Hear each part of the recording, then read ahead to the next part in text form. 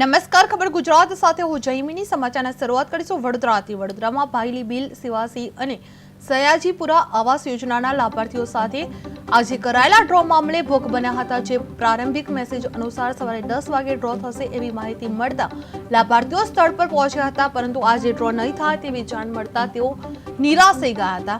જે 3 વર્ષ પછી આવાસ માટેની આ ધરાવનાર લાભાર્થીઓ પાલિકા વિરુદ્ધ સૂત્રોચ્ચાર કરીને રોષ વ્યક્ત કરવામાં આવ્યો હતો. જે કોંગ્રેસ શહેર પ્રમુખ સ્થળે પહોંચી અને કલમના મુદ્દે હલચલ જોવા મળી હતી. જે હવે આવાસના ડોક્ટર પંડિત દીનદયાળ ઓડિટોરિયમ ખાતે આવતીકાલે યોજાશે. જે વડોદરા આવાસ ડ્રો લૂંટ ભોગ બન્યા હતા. જે લાભાર્થીઓને નિરાશ અને રોષ વ્યક્ત કરવામાં આવ્યો હતો. જે મેસેજ મળ્યો હતા છતાં ડ્રો ટાળ્યો હતો. જે કોંગ્રેસ પ્રમુખે સ્થળે પહોંચ્યા હલચલ મચી ગઈ હતી. જે આવાસ ડ્રો આવતીકાલે ઓડિટોરિયમ ખાતે કરવામાં આવશે. જે લાભાર્થીઓને નિરાશ અને રોષ વ્યક્ત કરવામાં આવતો. જે મેસેજ મળ્યા છતાં ડ્રો ટળાયો હતો. જે દીનદયાળ ઓડિટોરિયમ ખાતે આવતીકાલે યોજવામાં આવશે. જે કોંગ્રેસ શહેર પ્રમુખ સ્થળે પહોંચી અને કલમના મુદ્દે હલચલ જોવા મળી રહી હતી. જે હવે આવાસનો ડોક્ટર પંડિત દીનદયાળ ઓડિટોરિયમ ખાતે આવતીકાલે યોજવામાં આવશે. જે વડોદરા આવાસ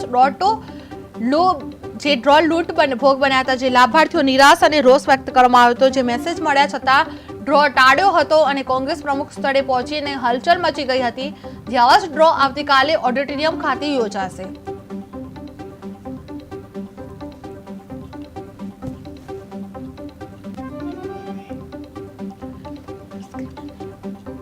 જે મેસેજ મળ્યો છતાં ડ્રો ટળાયો છે. જે વડોદરા આવાસ ડ્રો લૂંટ ભોગ બન્યા છે. જે લાભાર્થીઓ નિરાશ અને રોષ વ્યક્ત કરવામાં આવ્યો છે. જે મેસેજ મળ્યા છતાં ડ્રો ટાળવામાં આવ્યો છે. જે કોંગ્રેસ પ્રમુખ સ્થળે પહોંચ્યા હતા અને કલમના મુદ્દે હલચલ મચી ગઈ હતી. જે મળતા તેઓ નિરાશ થઈ ગયા હતા. 3 વર્ષ પછી આવાસ માટેની આસ ધરાવનાર લાભાર્થીઓ પાલિકા વિરુદ્ધ સૂત્રોચ્ચાર કરીને રોષ વ્યક્ત કર્યો હતો.